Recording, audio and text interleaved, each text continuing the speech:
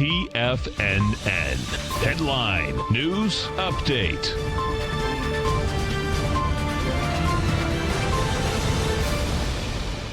Good morning, everybody. I'm Tommy O'Brien coming to you live from TFNN, 9 a.m. Eastern time on Tuesday morning. 30 minutes to go until that opening bell. We have volatility yet again this morning. Markets right now in positive territory, but off of the highs, up. We have the S&Ps up 8 points at 3,073. Your NASDAQ up 52 points right now for the futures, trading at 88.45. Dow futures up 110, trading 26,578. We'll zoom in on this chart for the overnight session. We start things off. We were up there at 3,100 at about 5 in the morning, also up there at about 345. We're currently about 26 points off that level, but we traded from 3,100 all the way down to a low at 805. You're looking at 30,051. So basically 50 S&P points from those highs. And guess what? We're right in the middle of that trading range at 3,073.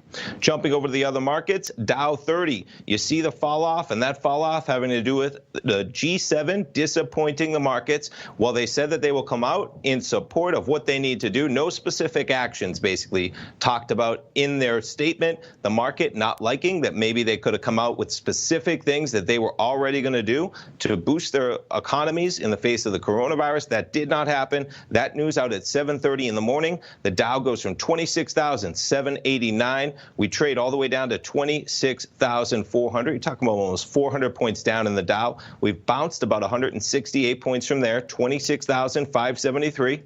NASDAQ 100 was above 8,900. We trade down below 8,800, so 100 plus points. We've now bounced about 50. We're trading at 88.46. The S&P's in the middle of that range, as we discussed, 3,075. There's your crude oil market, $47.85. We've had some volatility in crude this morning as well. Gold just made a pre-market session high at 1606.73. Gold's been trading higher since about 4 a.m. And the euro-US dollar at 111.20. In terms of what else you have happening out there, retail sector earnings, Target out with their earnings, mixed fourth quarter results. Getting into it, they beat on earnings per share, $1.69 versus $1.65. They missed on revenue by $0.1 billion, by $100 million, 23.4 versus 23.5. Expectation for same-store sales right in line.